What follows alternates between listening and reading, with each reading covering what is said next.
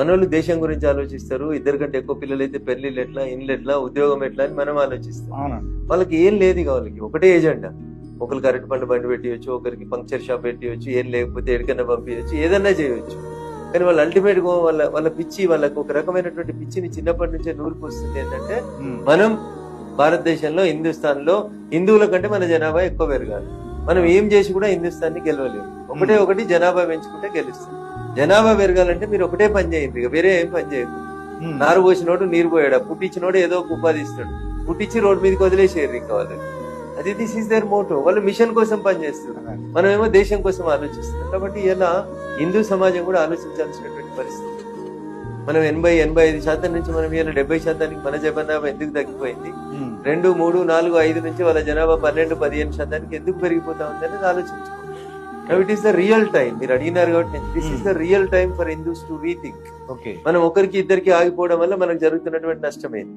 ఇప్పుడు మాస్టర్ జీవితకాలం కష్టపడి 100 కోట్లు సంపాదిస్తాడు. మాస్టర్ కి ఒకతే ఒక కూతురు ఉంటది.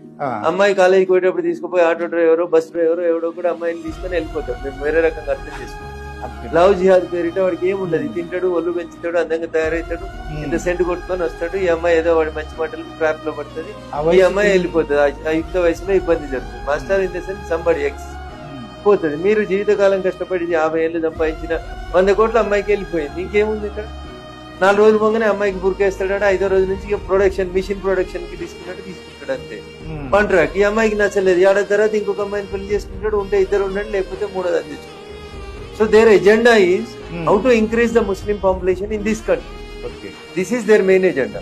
Now the question before the Hindus is, మీరు ఆలోచించు, గొప్ప సెక్యులర్ పదాలు, గొప్ప మేధావుల పదాలు, బంగ్లాలు, బెంజ్ కార్లు ఉంటేనే పిల్లలు బతుకుతారనే తప్పుడు ఆలోచన నుంచి బయటికి రండి.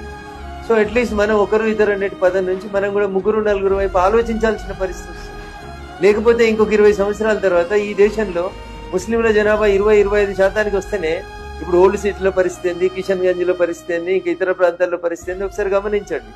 అందుకని now it is the time to think how to control the Muslim population and how to increase Hindus population at the same ratio. ఆ రేషియోలో డిస్క్రిపెన్సీ వచ్చి హిందువుల జనాభా తగ్గిపోతూ ముస్లింల జనాభా రోజు రోజుకు పెరుగుతూ వచ్చింది అనుకోండి, వాళ్ళు ఒక టైం వచ్చిన తర్వాత మళ్ళీ ఈ దేశాన్ని కూడా ఇస్లామిక్ దేశంగా మార్చడానికి ప్రయత్నం చేస్తారు.